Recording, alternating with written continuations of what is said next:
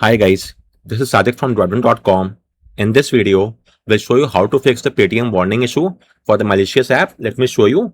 In just a moment, I will get a warning and the app will then get closed. You could see warning 61009.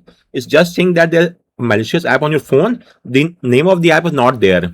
So in case our phone is obtained root, then there could be a Magis module, the KSU, a patch or something like that. But the issue is that my phone is not rooted. It's having a log bootloader. The phone is not rooted, but even then it's saying that a malicious app is there. So what exactly is going on here? Well, the culprit is the Shizuku app. Yes, you heard that right.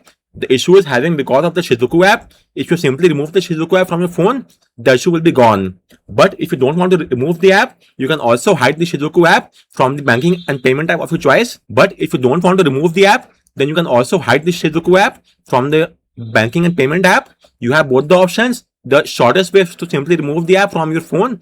Just remove the Shizuku app. Issue will be fixed. Or else you can also take a longer route. Keep the app on your phone, but simply hide it from the Paytm app. So I made a video and article on that on how to hide the Shizuku from Paytm and other UPI apps as well. So if you want, you may try it out. But in short, let me show you. Just uninstall the Shizuku app and the issue will be fixed.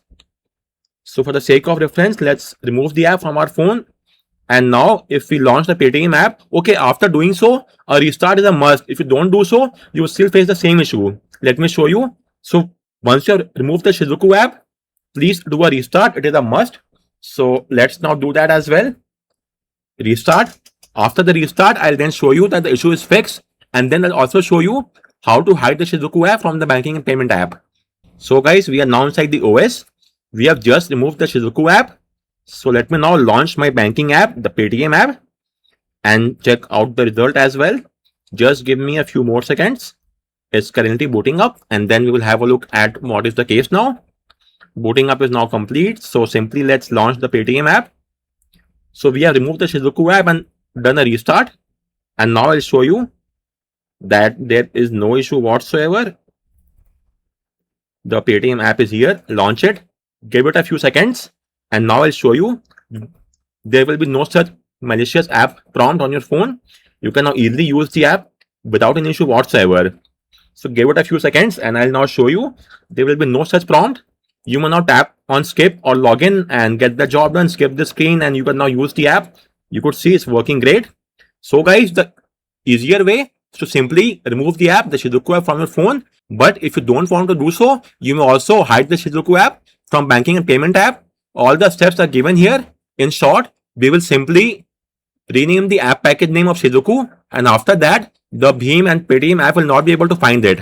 It's quite an interesting workaround. So please go through it once. The last step involves, this is the one, we have to make a new app package name for the Shizuku app, then install it.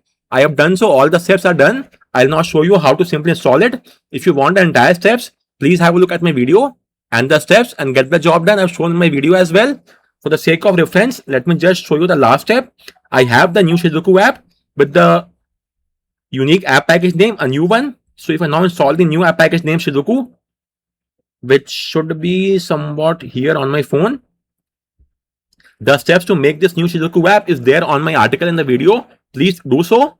When that is done, let's now install the Shizuku app. This is the new one which I made.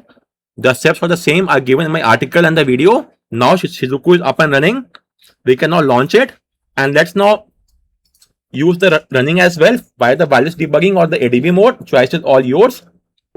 So let's now launch it as well. Let's enable UST debugging, and then I'll show you software information, build number 7 times.